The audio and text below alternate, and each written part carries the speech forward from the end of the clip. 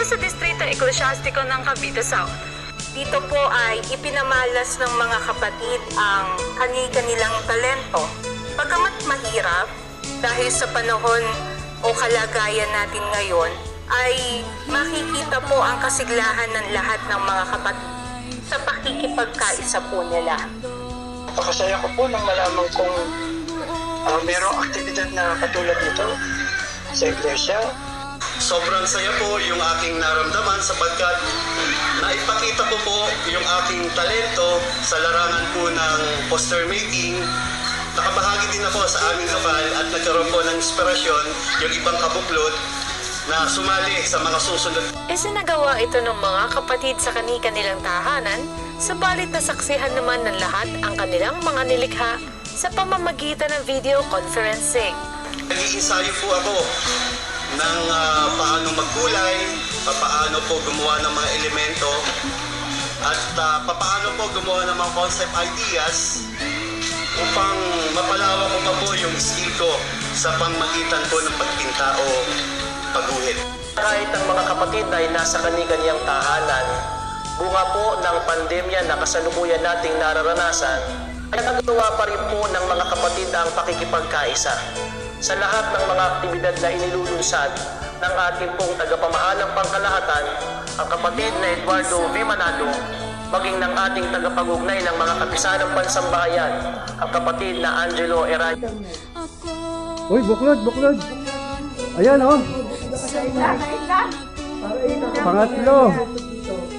Indang area, third! May chance!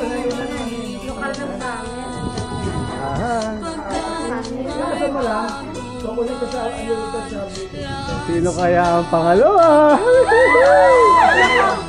Sino ang champion? Uy! Trevino! New era!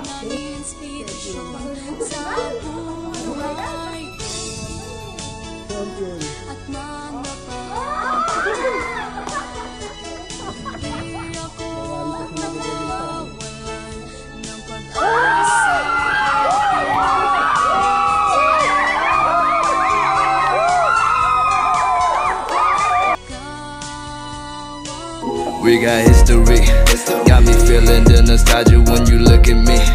Thinking about what could've happened or what could've been. Finally your face, I know it, that a sight to see. Take my time, then take your clothes off one more time maybe. Acting like you don't recall it, ain't impressing me. Didn't come to see your friends, I know you came for me.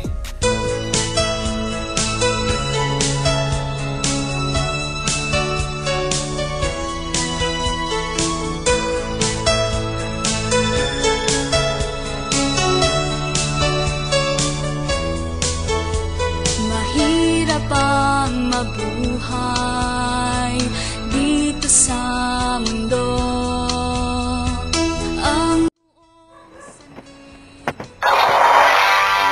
Naging kapaki-pakinabang sa magkakaanib sa lokal ng Paradahan, Distrito ng Cavite South, ang ginanap na hair grooming activity. May atid na balik na si kapatid na Jaya Fernandez.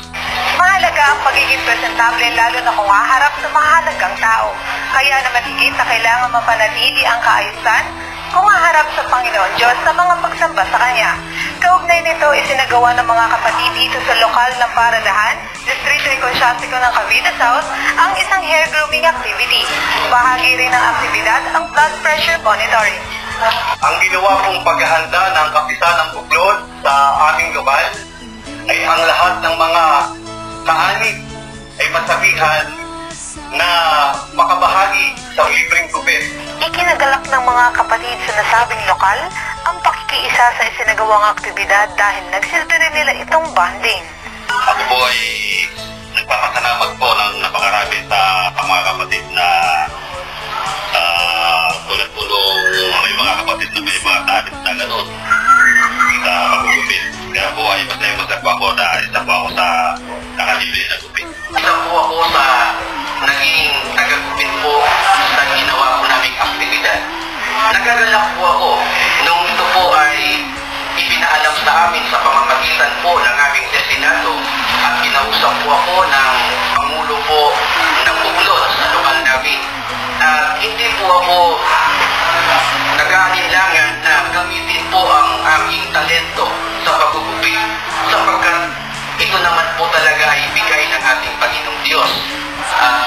natin gamitin di lamang sa mga kapwa-tao natin, kundi lalo na po sa mga kapatid sa loob ng Iglesia ni Cristo. Nagdulot din ng lalong kasiglahan sa mga kapatid ang kanilang pakikiisa sa isinagawang aktibidad. Sa amin pong mahal na kapatid na Angelo Eranio Canano, bilang tagapag-ugnay ng kapisanang Pantabahayan, ay nagpapasalamat po kami na maraming sa kanila pong pagpapatibay sa ganitong mga aktibidad, sa ganitong konting tulong ng mga pinauukulan, ay magagawa natin yung pag-iibigang magkakapatid na tinutupad sa iglesia. Mula po dito sa 13 Martires TV, ako po si Kapatida Jaya Fernandez para sa Iglesia ni Cristo News Network. So, kompleto rin po tayo. Andito rin po ang ating mga AFR. Andito po ating mga communication.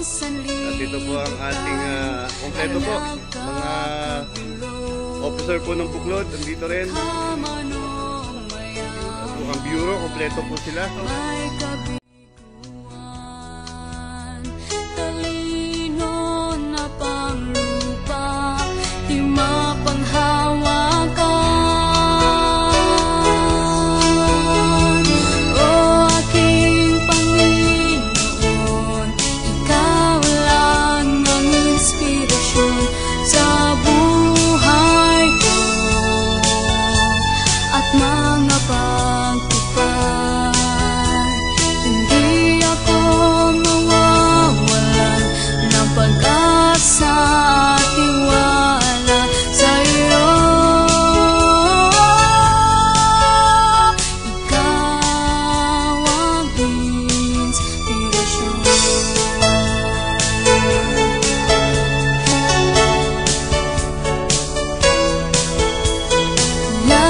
Sa panalangin ay aking hiling, ako'y manatili sa banal na tungkulin.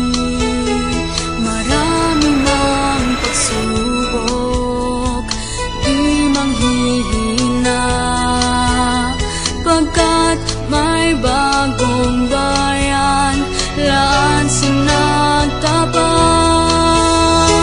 O aking Panginoon, ikaw lang ang inspirasyon sa buhay ko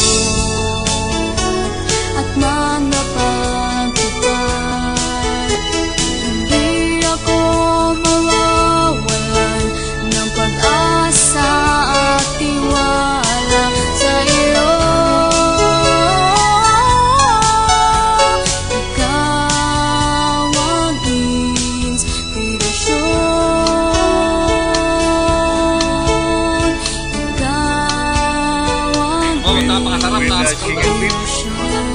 Andito po ang ating sekretarya ng Buklod.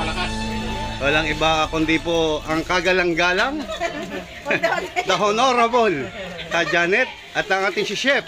Chef! Thank you. Si Chef. Mga kapatid, time check, 5:30 po. Dito na po ang ating mga kabuklod. Ayan, pinangunahan po ng ating taga-subaybay, si Kadoy Kyoge, at ang kanyang may bahay. Andito rin po ang mag-asawang Pelia. Ayan po. At may dito din po ang nanay ni Ka Migs. Alright po. Good morning po. Andiyan po ating mga gandang buklod. At syempre po, ang ating scan, si Ka Leo. Ayan. At ang ating Zumba girl, Zumba queen, na si Ka Earl. At andito po ang ating tagabantay ng tao, si Ka Justin. Ito naman po, ang ping-pong player natin. The king of the board. Yan po, si Ka Richard. Naantay lang po natin yung ibang makasama natin. Alright. Ayan po, nagsisimula na pong mag-jogging ang ating mga kabukluran. Po. Opo, ang 10 ikot.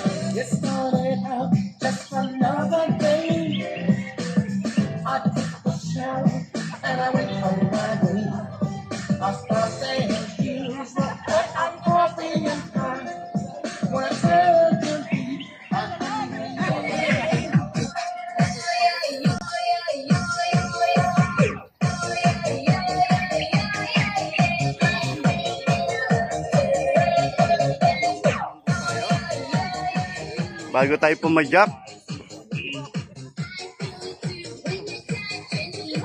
Exercise po muna tayo. Ayan.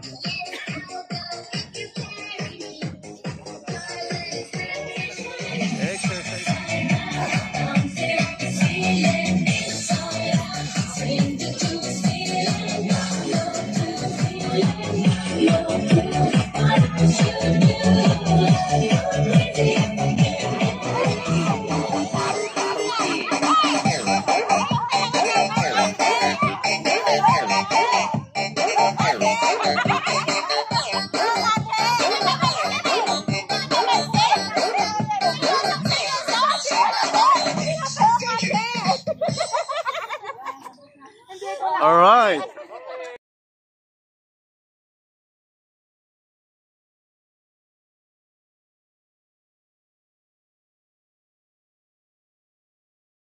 Ang gawin natin, kaliwaan, kabilaan. O, para may grupo. Isang strip lang. Ay, isang...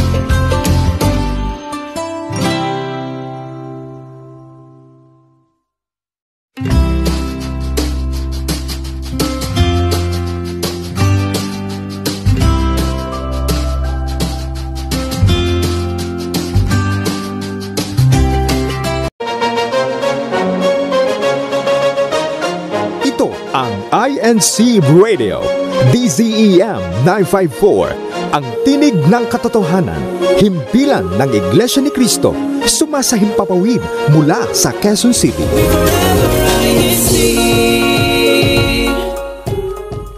Ang INC Radio, DZEM 954, ang tinig ng katotohanan ay kasapi sa KBP, Kapisanan ng mga Broadcaster ng Pilipinas, Philippine Standard Time, alas 8:33 ng gabi. Sumasa inyo po ang INC Radio Cavite.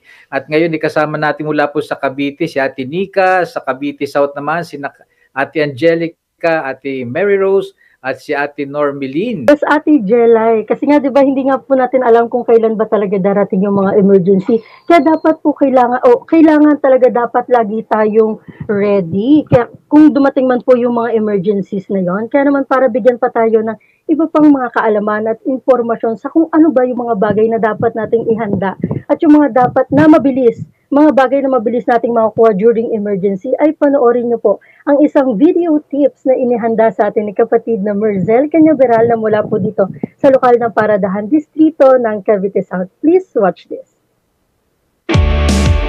Cavite Tips. Alam niyo ba na dito sa Pilipinas, each year ay binibisita tayo ng mahigit 20 typhoons and storms dahil ito sa ating lokasyon na matatagpuan sa typhoon belt at hindi lamang iyon, tayo din ay nasa Pacific Ring of Fire na kung saan ang mga pagputok ng bulkan at ang mga paglindol ay talaga namang common. Hindi lamang iyon dahil meron din tayong mga nararanasang mga natural disaster o yung tinatawag ding human error gaya ng sunog. Kaya kailangan talaga nating maging handa at ang isa sa paraan ng pagiging handa ay ang pagkakaroon ng emergency go bag. Para turuan tayo sa kung ano ang mga dapat maging laman ng emergency go bag, pakinggan at panoorin natin ang Cavite Tips ni kapatid na Merzel Cañaveral. Mabuhay mga kapatid! Ano ba ang go bag? Ang go bag, ito yung bag na mabilisan nating mabibitbit palabas ng ating bahay kapag merong sakuna. Ano po dapat ang laman ng ating go bag? Siyempre po, unang-una po, damit na kaya tayong panatilihing tuyo sa loob ng hanggat maaari 3 araw. Siyempre po, kailangan natin siyang i-secure sa isang plastic para hindi siya mababasa in case na umuulan po doon sa ating pinanggalingan. So ano pa po? Siyempre po, kailangan ng toiletries, shampoo, mga sabon, siyempre suklay yung lagi natin ginagamit para sa hygiene po natin. Then, kailangan din po natin ng medicine kit po natin. Face mask, para sa sugat po, betadine at hydrogen peroxide. Meron din po tayong mga gasa, band-aid, tape. Naglagay din po kami ng gloves para in case na magkaroon ng may sugat at madumi yung kamay natin, hindi po agad may infect, sterile pa rin po yung mga kamay natin in case na wala po tayong tubig na panghugas. Siyempre po gunting at ilang gamot.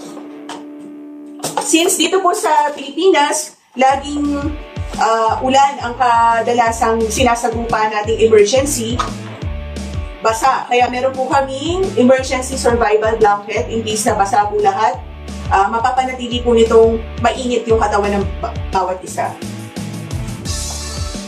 Din po, pagka nagkaroon ng pilay, meron po tayong triangular gauze na magpapastabilize po ng kanilang pilay. Siyempre po, kailangan po natin siya ilagay sa isang container na hindi po basta-basta mababasa. Ito po. Then po, dapat din po meron tayong lubid. Kadalasan naman po ginagamit to pagka pang-secure ng mga surroundings natin. Pero since dadalhin po natin to bilang survival kit po natin, syempre po panali para hindi po magkahiwa-hiwalay yung mga kasama ninyo. Kailangan din po ng light stick, lalo na pag madilim. Meron din po tayong flashlight. Mas maganda po kung magkaroon kayo ng gantong flashlight, mechanical po ito, hindi po kailangan ng battery. Meron po tayong whistle. May kasama pong compass. Then, pwede po kayong maglagay dito ng USB or kung anong important para ilagay niyo po yung mga details po ninyo. Meron po tayong knife, Swiss knife po, ang bukas. Then, ito po, yung toolkit. Pwedeng pandagari. Lahat. Makakabili naman po kayo nito sa mga hardware store sa loob ng. Siyempre po, mahalaga, dapat po, meron din po kayo yung mga dokumento ninyo, important documents nyo. Lagay nyo po sa isang pouch. Dapat po, bago nyo ilagay sa pouch, siyempre naka-plastic din po para hindi mabasa. Then, siyempre, huwag po natin kalimutan yung mga ready-to-eat food po natin, tubig. Para po hindi tayo magutom. Tissue. Yan. Sardinas. Crackers. Yan po, yung mga ready-to-eat food po, mahalaga po yan. Then po, syempre ballpen. Importante po yung ballpen. Pagka may fill upan, payong po. Importante din po. Kung meron po kayong mga radyo sa inyo, pwede nyo rin po dalhin. Para kung wala talagang signal yung cellphone natin, ever reliable radio po tayo. So yun po yung laman ng ating go bag. Na, gaya nga po ng nasabi kanina, ang go bag ay isang emergency bag po na kung saan madadala po natin in case na kailangan po nating lumikas. Pagka may mga sakuna, emergency o kahit anong bagay. So, dapat po alam po lahat ng membro ng pamilya kung nasa yung go bag ninyo at i-orient po yung mga bata na dapat pag lilikas, aalis na. Siguraduhin dala yung go bag para hindi sila magutom, may pampalit sila ng damit, at in case na magkaroon ng sugat, meron silang panggamot. In case na may mahilo, may iinuming gamot. So, yun po, para ang go bag ay para sa emergency. Ayan po, andito na, nagliwanag na. Andito na ang ating, andito po ang ating malupit. Opo, morning. Morning po. Ayan. Dito po tayo ngayon. Dito po ang ating magagawa. Kapit. Kompleto. Pati sapatos, reflector. Opo, para kitang-kita sa dilim. Ayan na. Sir, naka-uniform tayo. Ayan. Good morning. Ito ang malupit. Ganda po, Kaber. Pang malakasan. Parang papunta sa atin. Medyo iba yung takbo. Ano agad tayo? Isa-safe natin yung katawan natin. Ganun mo yan.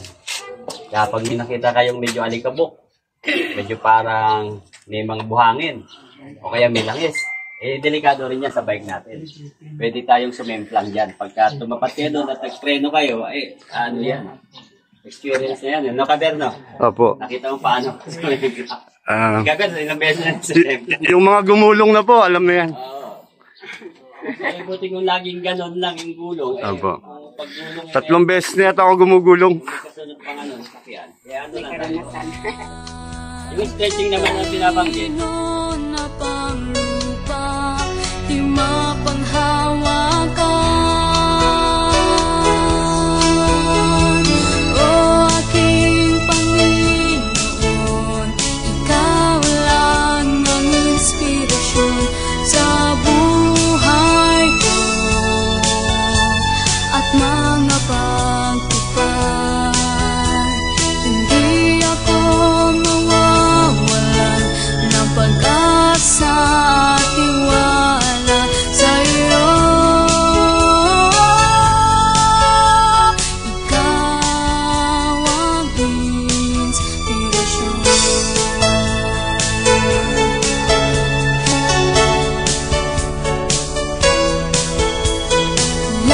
Sa panalangin ay aking hiling, ako'y manatili sa banal na tungkulin.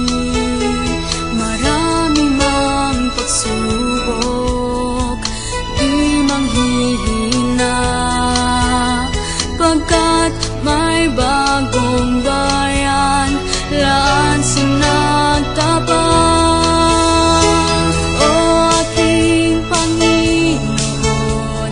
Ikaw lang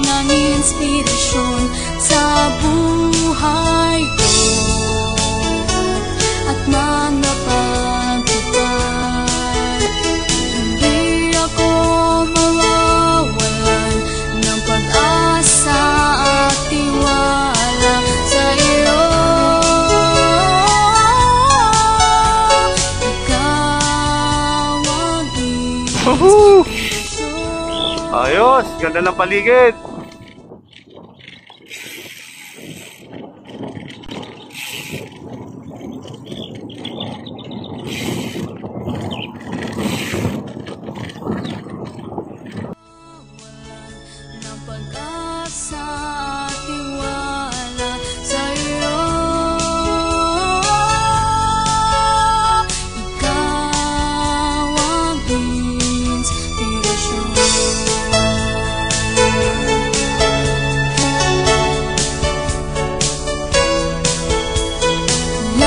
Sa panalangin ay aking hiling, ako'y manatili sa banal na tungkulin. Marami mang pagsubok, di manghihina, pagkat may bagong bayan, laan sinagtapang. O aking Panginoon, ikaw lang. Ang kabos, wala bang isa shoutout? Shoutout po sa mga taga-Paradahan. Okay. Shoutout. Ito po sa mga taga-Paradahan. Ay, masarap mag-bike. Alright. Kayo po, may shoutout po ba kayo? Shoutout po sa lahat ng taga-Paradahan. Alright. Ay, mga taga-Paradahan. Gusto po kayo, mga kapatid. Ayun, okay po, mga taga-Paradahan.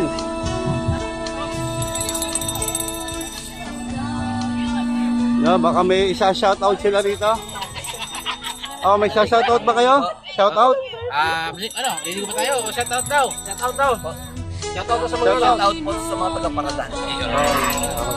Ay, bro, wala ka ba special to, ano? Ha? Special to mention? Shoutout sa mga signet. Ikaw na eh. Shoutout po sa taga-Batangas. Ayun, mga taga-Batangas. Shoutout po nakikinig. Yan, alright. Ayan po, masayang-masaya po kami ngayon dito.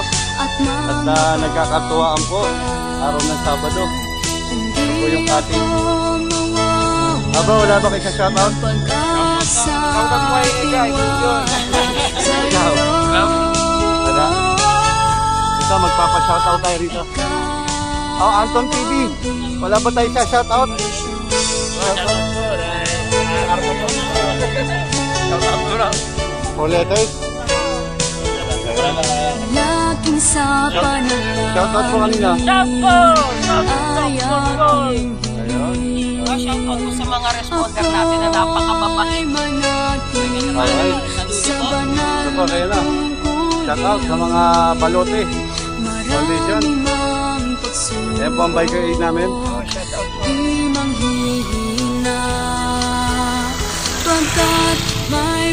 Oh, kaway ha, kaway. Ayan.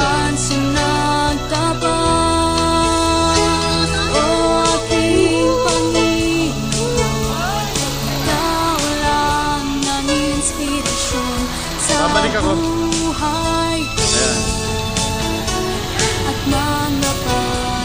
Malabasa ka yan.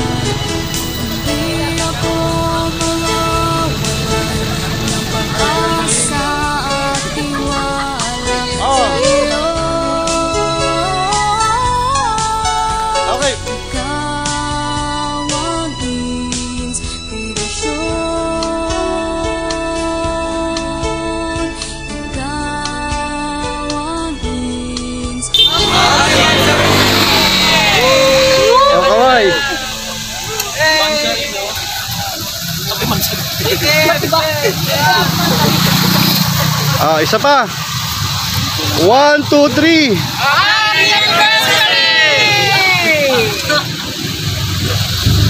Alright.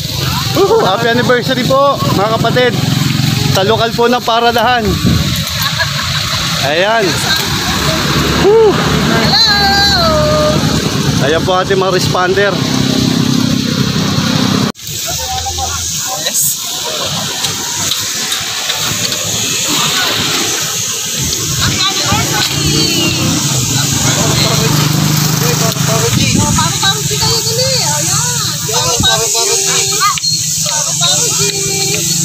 Taasa! Taas ba? Hindi ba kapitan?